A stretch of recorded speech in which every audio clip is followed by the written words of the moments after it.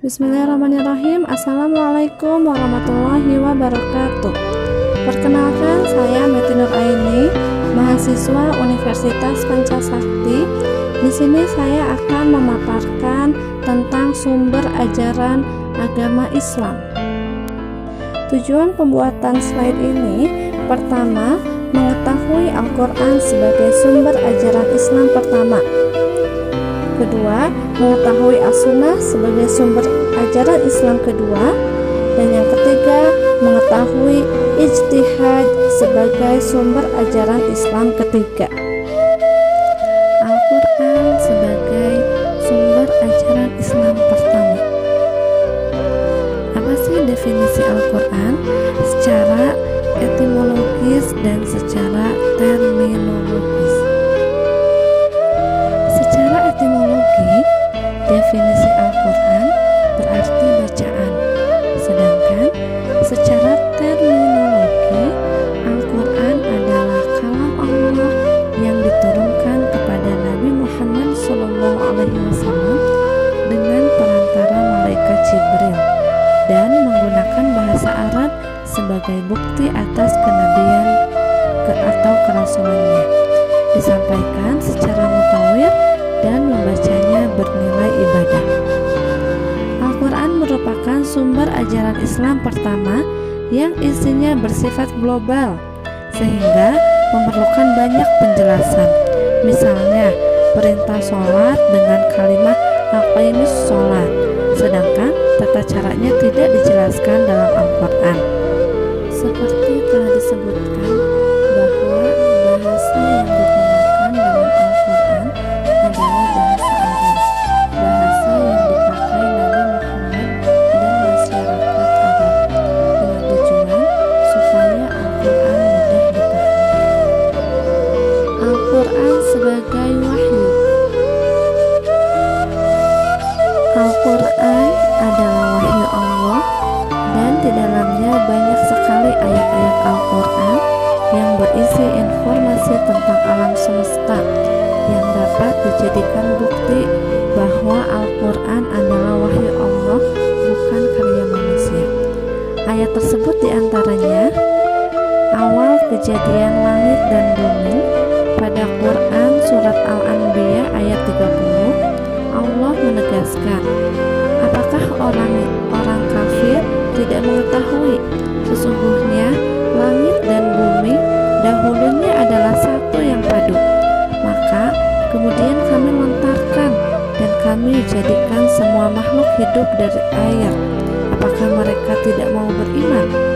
Untuk bukti selanjutnya terdapat dalam Quran surat An-Nahl ayat 88 tentang pergerakan gunung dan lempengan bumi. Allah Subhanahu wa ta'ala berfirman, dan kamu melihat gunung, kamu menyangka gunung itu diam. Tidak, gunung itu bergerak sebagaimana geraknya awan. Selain menerangkan alam semesta, Al-Quran juga berisi prinsip-prinsip akidah, syariah, akhlak, janji, ancaman, sejarah nabi-nabi dan umat terdahulu, berita tentang zaman yang akan datang, prinsip-prinsip ilmu pengetahuan, dan sunatullah. As-Sunnah sebagai sumber ajaran Islam kedua. 3 fungsi sunnah Rasul atau hadis terhadap Al-Quran. Pertama, sunnah Rasul merupakan sumber hukum kedua. Kedua, sunnah Rasul berfungsi sebagai bayan atau penjelasan terhadap Al-Quran. Ketiga, sunnah berfungsi menetapkan hukum baru atau syariat yang tidak ditegaskan dalam Al-Quran. Ijtihad sebagai sumber ajaran Islam ketiga.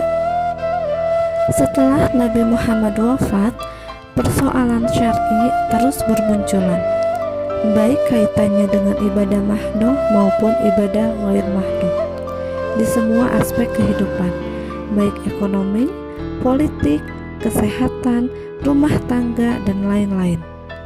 Akan tetapi, Al-Quran dan hadis belum menjelaskan secara eksplisit hukum masalah tersebut, padahal tetap memerlukan solusi.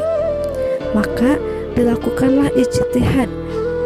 Definisi ijtihad adalah secara etimologi artinya bersungguh-sungguh, sedangkan definisi secara terminologi mencurahkan segenap kemampuan berpikir untuk mengeluarkan hukum syar'i yang praktis dari dalil-dalil Al-Quran dan Sunnah. Orang yang melakukan ijtihad disebut mujtahid. Ada beberapa metode cara berijtihad. Pertama, ijma adalah kesepakatan ulama tentang suatu hukum sepeninggal Nabi Muhammad SAW. Kedua, qiyas atau analogi adalah menyamakan hukum suatu masalah yang belum ada nasnya dengan suatu hukum masalah yang sudah ada nasnya karena adanya persamaan illat. Ketiga, istihsan adalah meninggalkan qiyas nyata untuk menjalankan qiyas yang tersembunyi. Keempat, istislah adalah menetapkan hukum berdasarkan kemaslahatan. Kelima, istishab adalah menetapkan hukum menurut keadaan yang terjadi sebelumnya sampai ada dalil yang merubahnya. Keenam, urf atau adat adalah kebiasaan baik berupa perkataan atau perbuatan.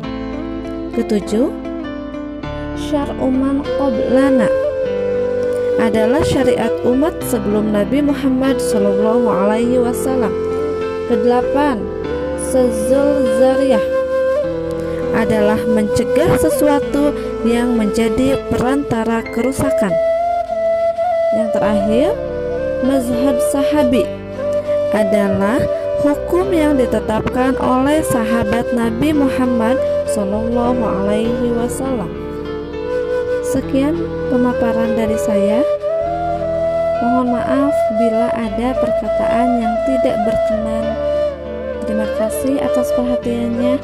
Wassalamualaikum warahmatullahi wabarakatuh.